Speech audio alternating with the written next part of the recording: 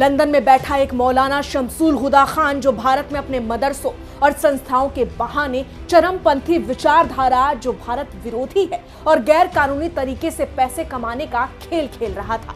अब भारत की ईडी यानी प्रवर्तन निदेशालय ने उसे पकड़ने के लिए शिकंजा कस लिया है और ये आरोप उसी जांच का हिस्सा है। आरोप है कि मौलाना ने धार्मिक शिक्षा की आड़ में चरमपंथी विचारधारा को बढ़ावा दिया और अपने नेटवर्क के जरिए मदरसों को धन भेजा।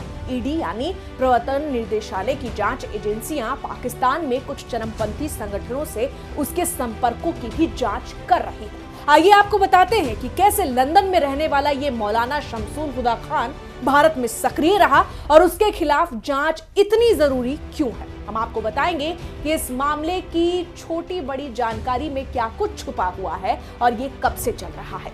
दरअसल ब्रिटेन में बैठकर भारत के खिलाफ कथित तौर पर जहर फैलाने वाले आरोपी शमसुल हुदा खान के खिलाफ मनी लॉन्ड्रिंग का मामला दर्ज किया गया। ईडी की ये कार्रवाई Uttar Pradesh anti terrorism squad यानी एटीएस की ओर से दर्ज की गई। दरअसल ईडी की ये कार्रवाई Uttar Pradesh anti terrorism squad यानी एटीएस की ओर से दर्ज की गई एफआईआर पर आधारित है। ऐसे में मौलाना के यूके स्थित चरमपंथी संगठनों से लिंक की भी जांच तेज हो गई है। मतलब ये केवल पैसों की चोरी नहीं है, बल्कि धार्मिक शिक्षा के नाम पर अंतर्राष्ट्रीय पैमाने पर पैसे के अवैध लेन देन और चरमपंथ फैलाने का केस भी है। दरअसल ये मौलाना पहले 1984 में एक सरकारी मदरसे में असिस्टेंट टीचर बना, लेकिन जैसे ही 2013 में उसने ब्रिटिश नागरिकता ली, आरोप है कि उसने भारत में पढ़ाई का काम छोड़ दिया।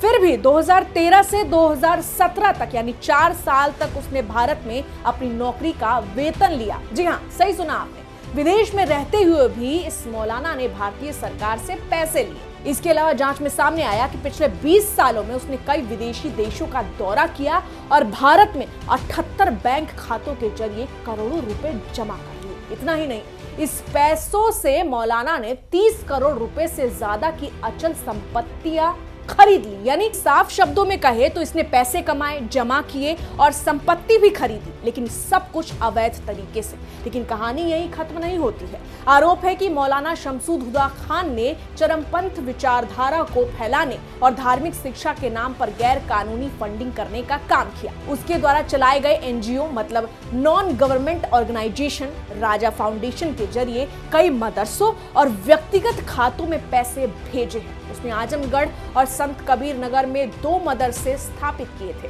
जिनके रजिस्ट्रेशन बाद में रद्द कर दिए गए। ये मामला दिखाता है कि कैसे कुछ लोग धार्मिक छवि का इस्तेमाल करके करोड़ों रुपए कमाते हैं और गैर कानूनी गतिविधियों में लिप्त होते हैं। ईडी की जांच अभी जारी है और आने वाले समय में और चौंकाने वाले खुलासे हो सकते हैं। आप सोचिए कितनी सावधानी और निगरानी की जरूरत है ऐसे मामलों में। प्रवर्तन निदेशालय और यूपी एटीएस मिलकर उनके नेटवर्क और फंडिंग चैनलों की पूरी जानकारी एकत्रित कर रही है। याद दिला दे, 7 नवंबर को लंदन में बैठे मौलाना शमसुल हुदा का पाकिस्तान के चरमपंथी संगठन दावते इस्लामी से सीधा कनेक्शन सामने आने की खबर निकल कर आई थी।